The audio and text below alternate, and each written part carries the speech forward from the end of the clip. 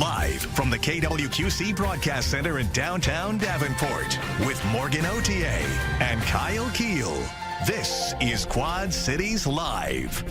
Today on QCL, the sights, sounds, and flavors of Greece are taking over the Quad Cities this weekend. Our Big Fat Greek Festival is back for its 21st year, and we're getting a delicious preview.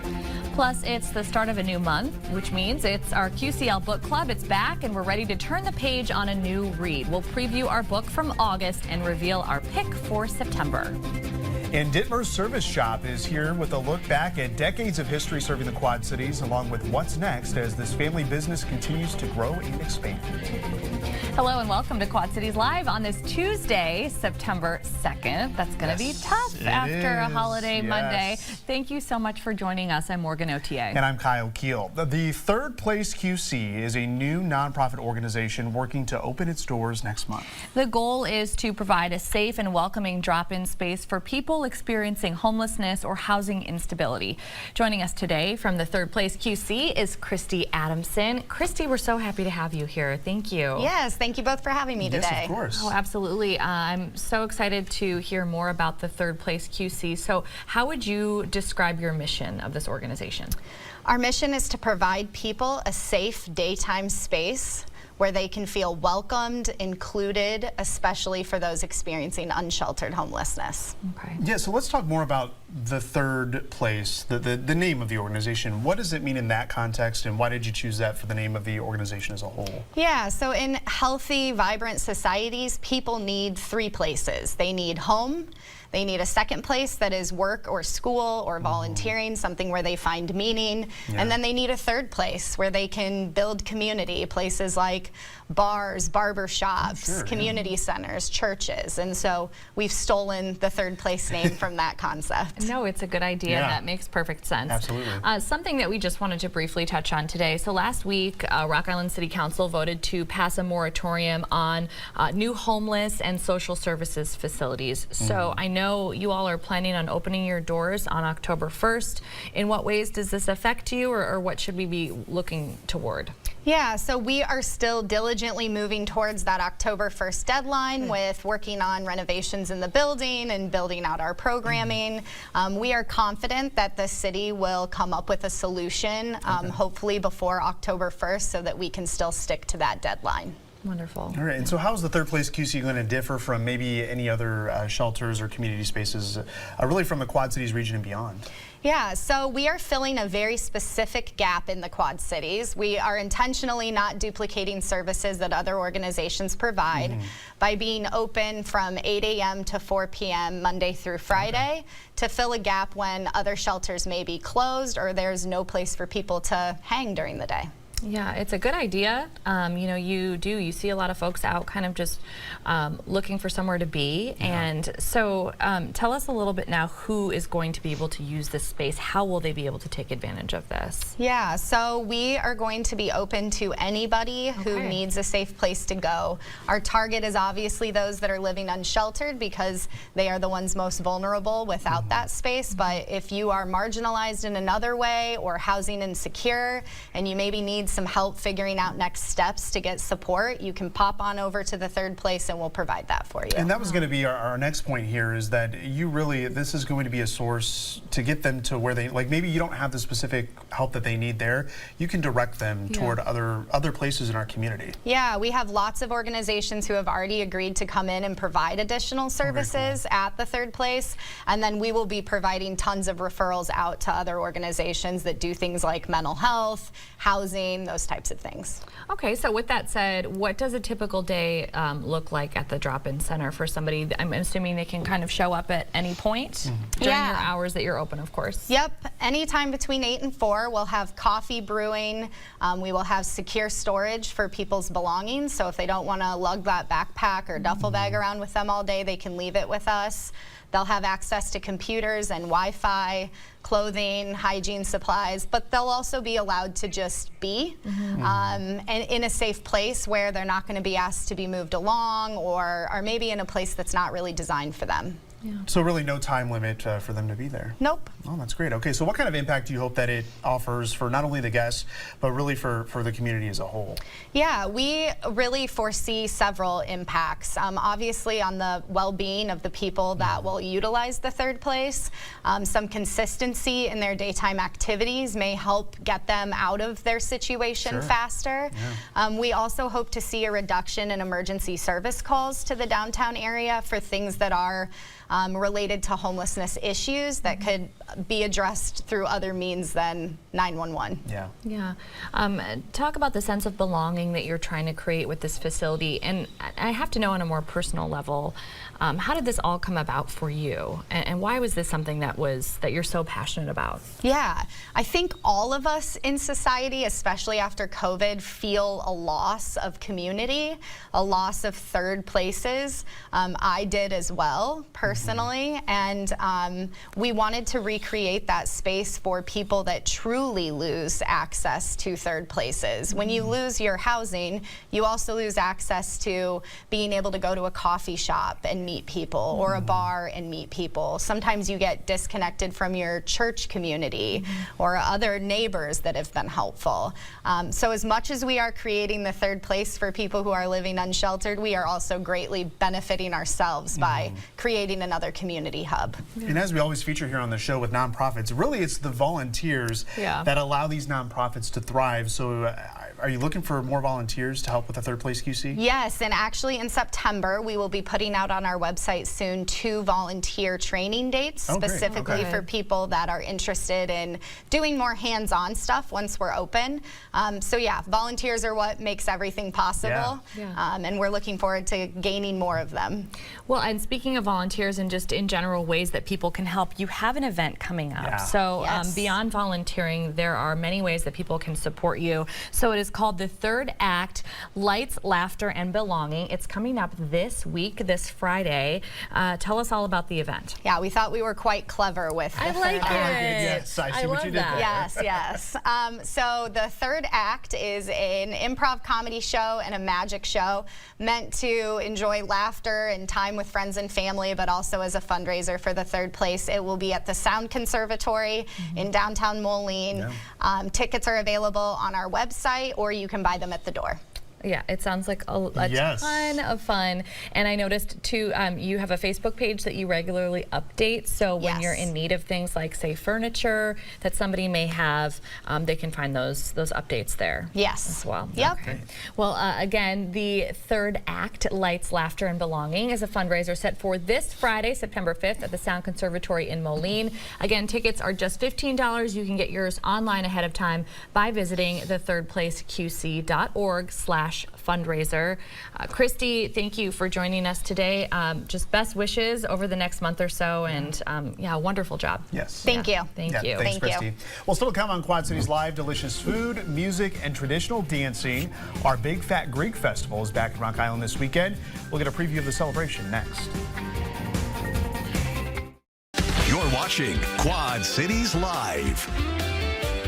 It is one of the most anticipated cultural celebrations in the Quad Cities, and this year marks the 21st anniversary of our Big Fat Greek Festival. Yeah, from delicious homemade Greek cuisine and pastries to the dancing, music, and shopping, the festival has something for everyone this weekend. And joining us with a taste of what is in store is Sarah Eckert. Sarah, welcome to Quad Cities Live. Thank you. Yes, thanks for stopping by today. You have to be really excited. We are. Yes, I'm sure very excited. You're very busy getting prepared. So when is the Greek Festival and where is it? So the festival is at the St. George Greek Orthodox Church in Rock Island. It will be from Friday from 4 to 11 and then Saturday from 11 to 11. Oh, okay. So it is a full weekend. It is a super fun full weekend. So for those who have never been before, how would you describe the Big Fat Greek Festival? So the best way I can describe it is what you would think of as a big fat Greek wedding. It's a wonderful party. There is a DJ with music. We have professional dancers that come in. There's of course lots of food. We do have a taverna with Greek beers and wines and things like that. We also include a little shopping, some pastries. It's just a really wonderful time for the community to come together and all celebrate the Greek heritage together. It looks like a ton of fun. We've got photos on screen right now. Yeah, a lot of fun for everyone in the family, no matter your age. So 21 years, this has been going on. So what's it like to keep this tradition going each and every year?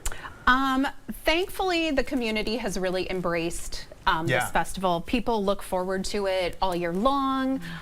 They tell us all the time, we can't wait. We saw the signs out. It's coming soon. So yeah, it's a lot of work. We have a wonderful volunteer staff that comes together and, you know, puts in all the work and the effort. And it's a lot of work, but it's a labor of love. It is a labor of love. Yeah, I can imagine all that. Okay, so the food is always a highlight, of course. But it's hard to pronounce. So we thought we would, we thought unless you have a background or you come from a Greek family, I don't necessarily know that you'd be able to. So we're going to play a game. And yeah, Sarah, we're going to have you pick up those. So we kind of made these flashcards here, but we've got the words also on the screen. So these are all like the different ones that you guys said, these are the different foods that are going to be there. And you're going to kind of quiz Kyle and I and see if we can pronounce them correctly. So if you want to hold up the first one. Sure. So this is our first one. Okay. And this is a Greek lasagna. A Greek lasagna. Is the best way to explain it. Okay. Go for it. Pasticcio? That's what I would go with too. Pasticcio? Pasticcio. Pasticcio. Okay, so you do pronounce the T. Okay. We were close on that one. All right. Yes. Okay. All right. And if we don't get to them all, that's fine. That's There's okay. like 12 of them. Moussaka. Moussaka. See, that was an easier one. And I feel like that is one that people know. Sure. Okay. That is. What is it? I don't know it. So it is another layered dish with eggplant and seasoning. It does have a meat sauce on it. So it is not technically a vegetarian. Sure. Okay. But it is. Moussaka. I know this one. Oh, go ahead. Saganaki. Okay, yeah. That's what I would have said too. That's the flaming cheese. That is the flaming cheese. That's why I know. I bet you that's good. It is a favorite in our house. Yeah. Yes. Okay. Right. This is Slovakia. Very close. Oh, Slovakia? Further away. Souvlaki. Souvlakia. Oh, Souvlakia. Yes. Okay. Souvlakia. Okay. You've got the accent down too. So this is a kebab. Oh, okay. We like those. Yeah. Yes. So you can get those at the Greek Festival. Oh, spanakopita. Oh. Very close. Spanakopita. I'm doing like a. I'm doing a different little. I don't know if that was a Greek accent or some sort of accent. We'll take it. All right, we'll take it. We'll take it. So what's the proper way to say it? Spanakopita. Oh, okay. Spanakopita. I like that. Okay. I love that. And what is that? Okay, so that It's like is. I was going to say. You know what it is? Yeah, because I've had it at weddings. Yes. Right? It's like a very now you have to. It's a phyllo dough that has a cheese and spinach filling. Oh. They sure, also okay. have. Delightful. They also have another one called tiropida, which does not have the spinach in it, and it's just puff pastry and cheese. I mean, so what's not to love about that's that? Right? my own personal favorite. Yeah. Yes. Okay, we'll just do one more. Okay. Tides? Close. Titus? Keftedes. Okay. And those are meatballs. And those are meatballs, okay. which we all love. Well, thank you for playing our game with us. Fun. Yes. You and beyond the words that we tried to say, you brought actual I did bring real food. Yes. So and talk about what you brought. Yes, and we can pronounce. This one is called salad. A salad. Okay, I've heard of that before. Yeah. So that one is easiest to pronounce. A Greek salad. Yeah. So yes, we brought our Greek salad. A gyro. I love which they're so good. delicious. Am I saying that right? Tzatziki. Tzatziki. Yes. Tzatziki. Okay. It's my fave. And then new last year, we did a new area of Zorba's Grill, where we will have wood-fired, what we call pizzas. It's pita pizzas. I get it. It's like one of those things you have to read to get the yes. Otherwise, it's like pizza. Sure. But yes, and then we also have the Greek sausage. Okay. So, and then we have ouzo cake.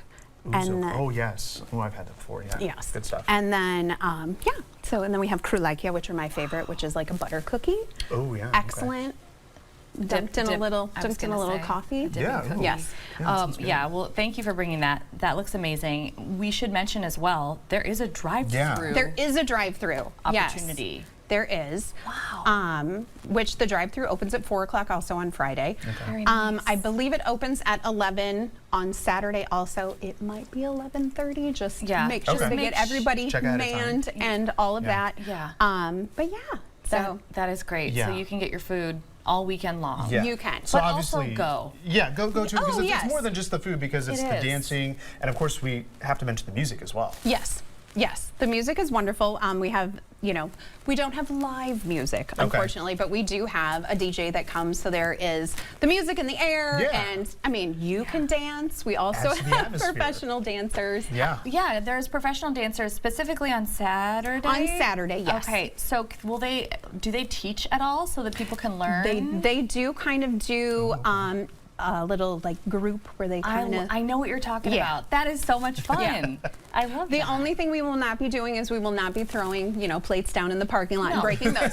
But we're using paper plates this year, folks. So no throwing of the plates. And of course the shopping we want to mention as well. Yes. I put together a few little things to bring in that we have a boutique area. And we've got different items that are sourced, some directly from Greece that I have brought in. Like that dress, right? You were saying that's right from Greece? Yes. Very cool. So cute. Yes, and then we'll have some of the things that I brought in. I did some children's books that kind of explain some of the Greek Orthodox faith. Oh, sure. Yeah. We will have, we have St. George icons, of course, our great. Evil Eye jewelry, and all kinds of fun things. Wonderful. Yeah, lots to do this weekend at our Big Fat Greek Festival. It's Friday, September 5th from 4 to 11 p.m. and Saturday, September 6th from 11 to 11. It's at St. George Greek Orthodox Church, as we mentioned, which is on 31st Avenue in Rock Island. Admission is just $2 for adults, and children 12 and under are free. So that should get everyone out there. Yeah, that's right. Sarah, thank you so much for being here today. We appreciate it. Yeah, you're a lot of fun. Yeah, Thank you. Just ahead on Quad Cities Live, from anime for teens to therapy dogs for adults, the Davenport Public Library has a full calendar for September. We'll share what's coming up in our QCL Book Club next. You're watching Quad Cities Live. A witty and heartfelt story about love, friendship, and the messy in-between. It is time for our QCL Book Club, where we are wrapping up our August read with a review of Happy Place by Emily Henry and choosing our next book for September. Helping us out, as always, is Brittany Peacock, Youth Services Supervisor at the Davenport Public Library. Brittany, welcome back. Thanks for having me. Thank you for being here. I just love the beginning of every month because it means that you're back and we're on to something new. But first, let's talk about the one we just read. As we mentioned, it's called Happy Place.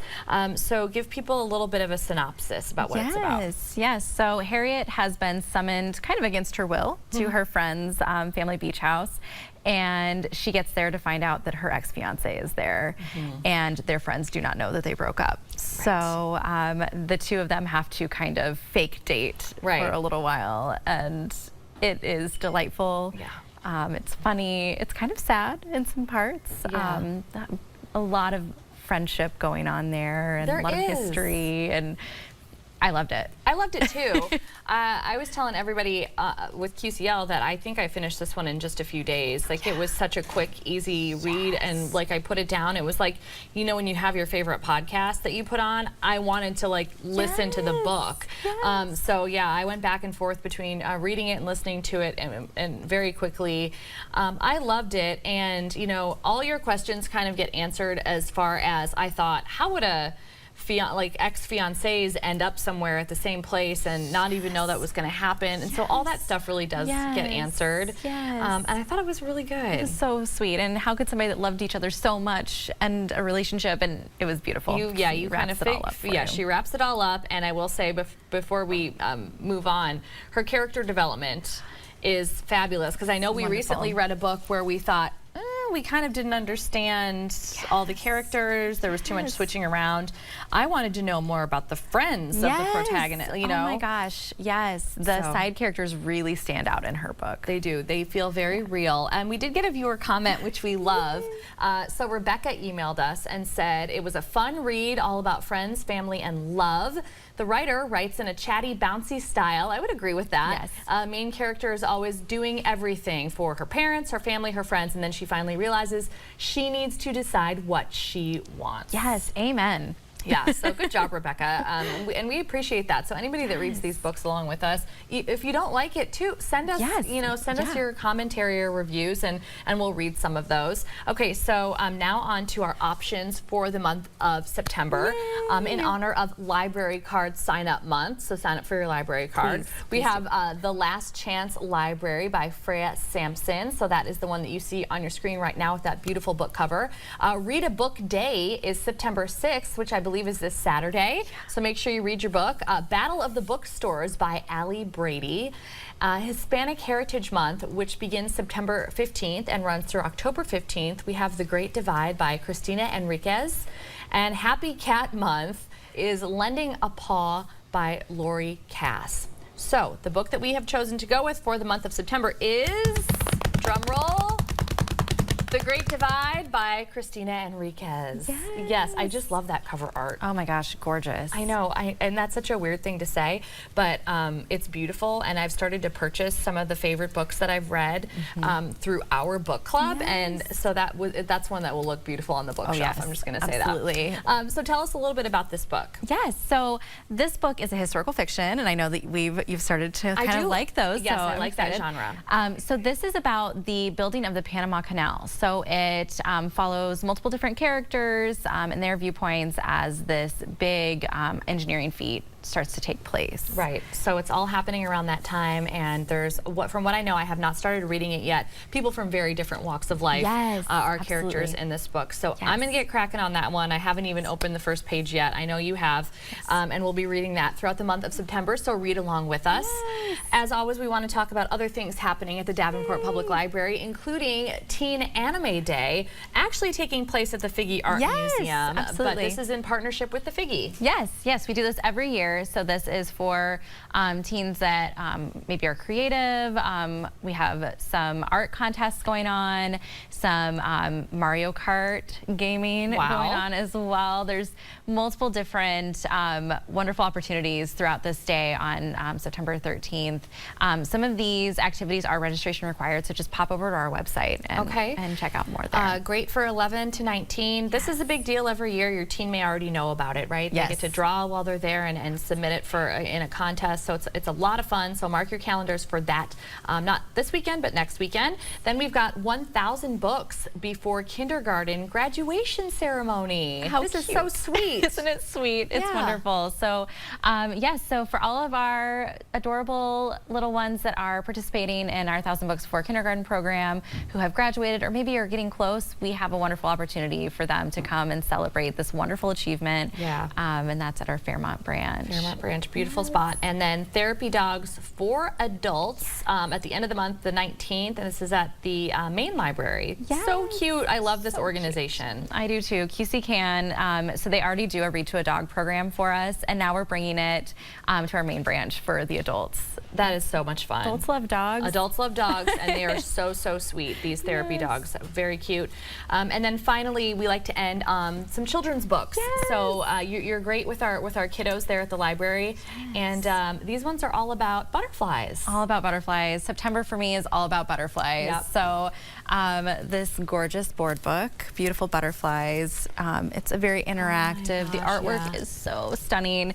It's really informative. Talks about what happens from birth of a butterfly. So. That's really good. Of course, we've got the caterpillar. Oh, Very Hungry Caterpillar. The Very Hungry Caterpillar. Yes. It's a favorite. A couple of new ones, all good.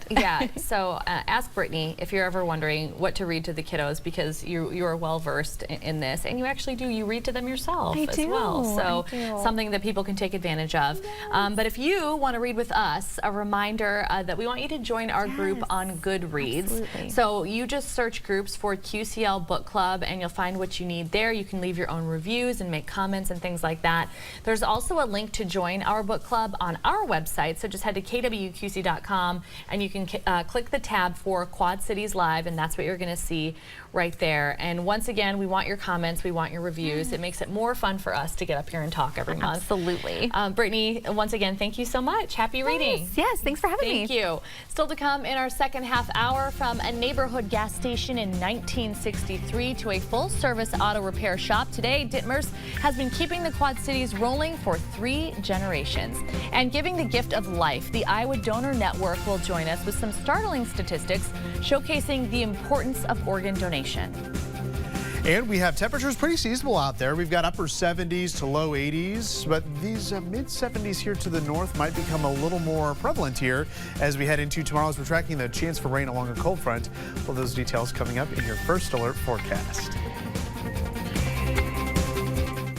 Accurate and reliable. This is your first alert forecast with meteorologist Kyle Keel. What a beautiful September day that we've had across the QCA. We've got comfortable temperatures, comfortable humidity, a light wind as well. A very nice afternoon with those fair weather clouds. Everywhere Camera Network shows that. A mix of clouds and sunshine here this afternoon. That'll turn into a pleasant evening ahead. But there are some changes here as we head overnight. I would say between 2 a.m. and 5 a.m. we could see a couple of scattered showers, but overall we'll just see that increase in cloudiness here as we head into the overnight. That alone will keep our temperatures a little milder than the last couple of nights, at least last night. We'll have temperatures in the upper 50s to near 60 degrees. A quick boost in temperatures here as we head through the midday, but that's when we track a cold front in. That's going to bring the potential for some showers and thunderstorms. The good news here, we're not expecting any severe weather, but we could get some quick downpours as that front passes through. So temperatures likely only going to make it to the low, maybe mid 70s in many locations before we fall back into the 60s here as that rain moves through. No rain right now, at least locally. You'll notice that we do have the fair weather clouds that have popped up. We do have some rain as we head off to the northwest. You get northwest of Dubuque up toward Waterloo, Decorah, Iowa. That's where we've got showers and thunderstorms moving through, a little extra spin in the atmosphere, creating a few funnel clouds. But the main weather maker here is this cold front here that has produced a couple of thunderstorms along it. As this continues to track southeast, it will be the focal point for those showers and even a few thunderstorms heading into the day on Wednesday, because today is Tuesday. As we look at exact track, here we go, 2 a.m. A couple of showers moving through. You can rest easy. We're not going to really see any thunder activity out of this. Maybe an isolated thunderstorm, but shouldn't get too noisy. As you wake up early tomorrow morning, could be a couple more showers out there, but it's really as we head between 9 and 11 that we start to see the rain move in with that cold front. Those winds will shift to the northwest, and that is going to usher in that cooler air mass once this rain moves through. So by 2-3 o'clock, we're likely going to stay dry. And then we'll get another push of a cold front coming through here as we head late Thursday night into Friday. So Thursday during the day, we will be dry, but a couple isolated showers are possible here as we head into Thursday night. Quick check of rainfall, not much out of this, maybe a 1/10 to a 1/4 of an inch here between now and Friday. And then beyond that, it does look pretty dry here as well as we head over the next couple of weeks. But we should see an upswing in our temperatures here. We'll have highs in the 60s and 70s and lows in the 40s through the weekend. Since 1963, Ditmer's has been a trusted name in the Quad Cities for auto repair and service. What began as a family business 3 generations ago continues today with the same dedication to customer care and community values. Billy Ditmer manages the shop and is joining us now to share more about that history, changes, and future of Ditmer's Service, Inc. Billy, thanks for being here. Thank you for having me. Yes, we're excited to talk with you. I know when you came in, I'm like, hey, I take my car there. So I know a lot of people, because you guys have been around for 3 generations, they know the name, they know Ditmer's. So give us a little bit of that backstory. Your grandfather, correct? First my purchased grandfather, this? yep. Wow. Yep, he did. He passed it on to my uncles and my father back in the 90s. They held it for almost 30 years, and we were able to keep it going until today. Well, we have some really incredible photos on the screen right now, just showing a lot of that family history. What has it meant to you to continue this tradition, this family business? Our family has really always pushed to help people in the community.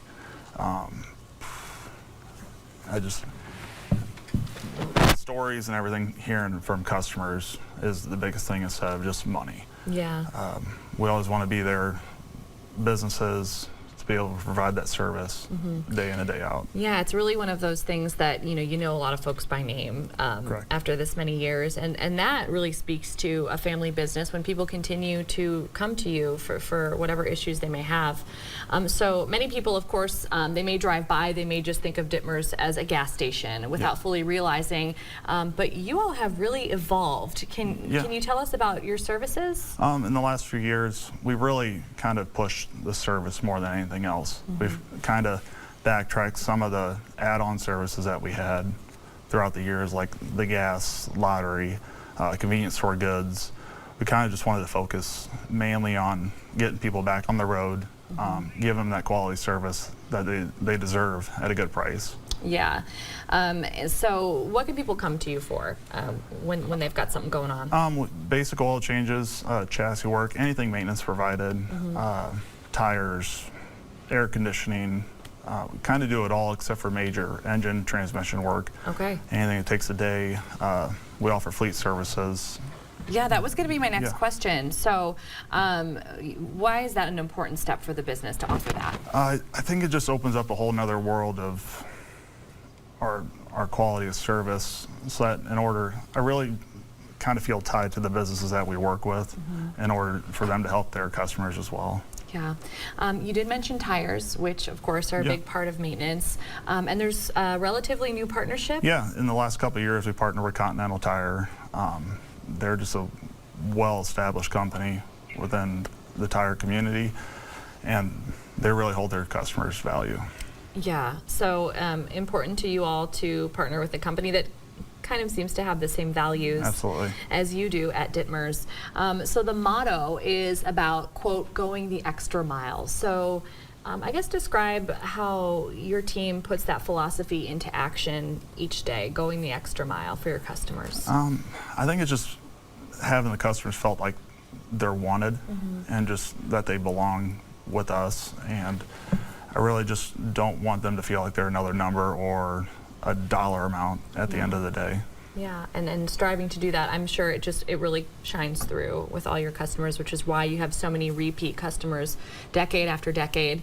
One thing I think is really cool that I was reading about before you came on the show today is you've recently shifted your hours. So you're open a little bit earlier and you're closing a little bit earlier. Tell us about that change. Kind of on a selfish point. I got 3 kids at home. I missed a lot with my dad growing up. He was always there, don't get me wrong, but I think just the 4 o'clock hour is good for our families, just to be able to go home, get there early while they're sleeping. And just after COVID, there's been such a big shift in early businesses.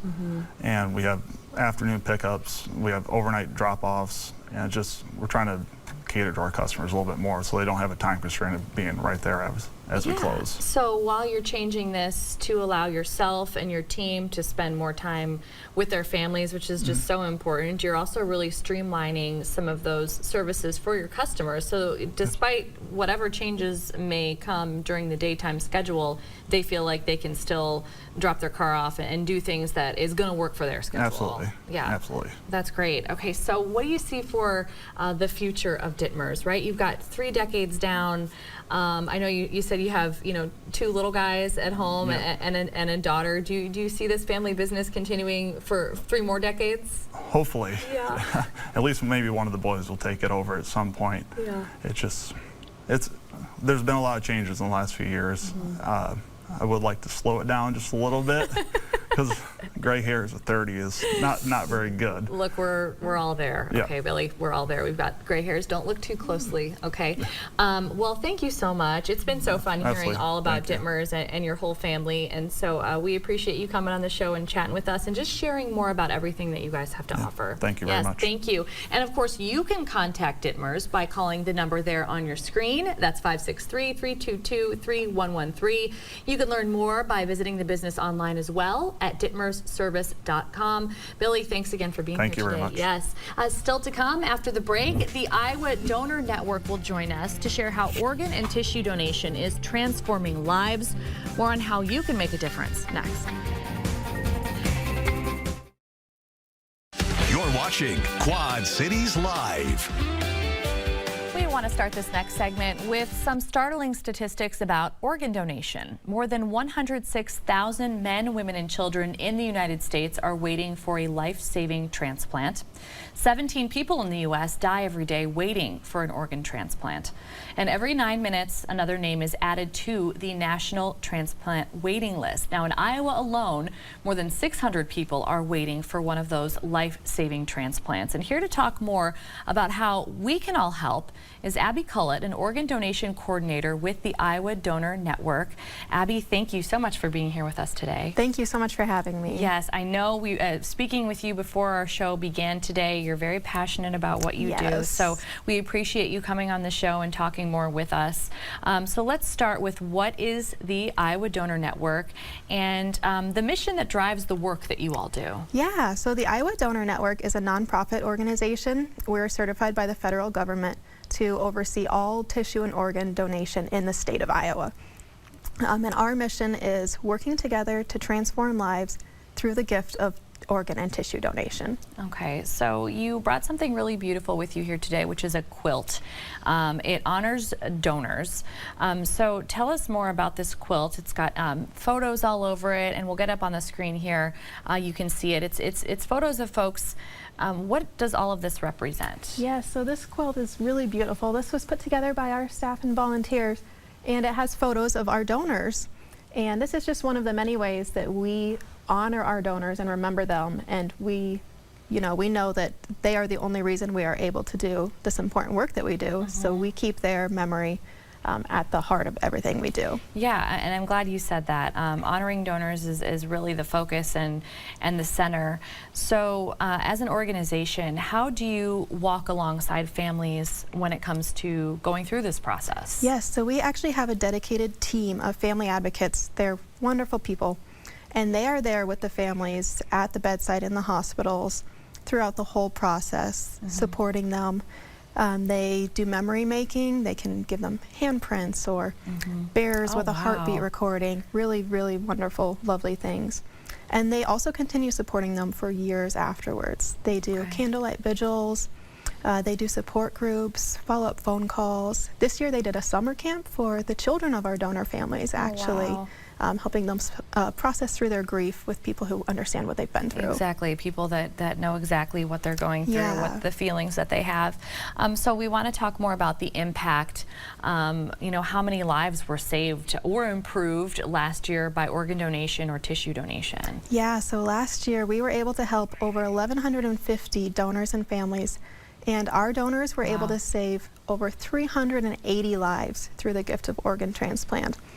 And their tissue gifts were also able to improve 2,453 lives. Wow. So really amazing things that our donors are doing. It is. We have those numbers on the screen because truly it's hard to believe, to put those numbers and really wrap your head around that. One that really stuck out to me was the potential impact of just one organ donor. Yes. That's what, when you look at the numbers on the waiting list, it sounds overwhelming. There's so much need. But one donor can save as many as 8 lives through organ donation. That has to mean so much to their family members. Yes, it's really lovely to see and hear their stories, and how sometimes that's the one thing keeping them going through this horrible, horrible time, is knowing that their loved one is so generous that they are going to save several other lives. Yeah, it's amazing. And I've heard stories like that in the past. Of course, just being in the news business, they're of interest. When something very tragic happens and you're able to help somebody else out of that tragedy, that can mean so much to a family member. One thing that you provided that I thought was very interesting is the organs that can be donated, because the list may surprise some people. We have one of the graphics on the screen right now, but beyond what I think people would normally think that can be donated, there's a few on there that could be surprising. Yeah, heart is the big one that everybody thinks about. But our donors are also able to potentially donate their lungs, their liver, their kidneys, their pancreas, and their intestines. And then tissue gifts can be so many other things: corneas, heart valves, skin, bone grafts. That is, medical technology and how far we come. So it's amazing. truly incredible to even know that. There were a few on there that I couldn't believe, but thinking of the improvement to somebody's way of life Yes, yes. is truly incredible. So talk about why it's so important for not only people to consider registering as an organ donor, but also having that important conversation with their families. Oh, it's so important because, you know, when a family is offered the option of organ donation, they're preparing to say goodbye to their loved one. They're overwhelmed, they're stressed. It's this terrible time in their lives. So to be asked to make a big decision like that sometimes is just very difficult. Yeah. So if we can come to them and show them the documentation on the registry that, hey, your loved one already made this decision for you. You don't have to worry about doing the right thing or honoring their choice. We know exactly what they wanted to do. Yeah. So that can give them so much clarity and peace of mind. Yeah, and you know, in that time, like as you described, it's probably impossible for a loved one to think about that in those ways. But if you've had the conversation, then they'll know how meaningful it was to you. Yes, yes, and then they know that they are doing exactly what you would have wanted. Yeah. And those families, they're so proud of their loved ones for making that choice. Yeah. So for folks that are watching you today, they want to take that step or want to learn more, what's the easiest way for somebody to make sure that they're registered as an organ donor? So the easiest way is through our website, which is iowadonornetwork.org. Okay. You can register there if you are an Iowa resident. You can also join the national registry from our website. Okay. But Illinois viewers, if you would prefer to go to our sister organization, Gift of Hope, they have the same website, giftofhope.org, and you Okay. can register there. And you can register there as well. Abby, thank you so much for joining us today and just outlining everything in such a nice way. We really appreciate it. Thank you. Thank you. Coming up on Quad Cities Live, after a sunny Labor Day holiday, Kyle and I are going to talk about our wins of the weekend. That's next.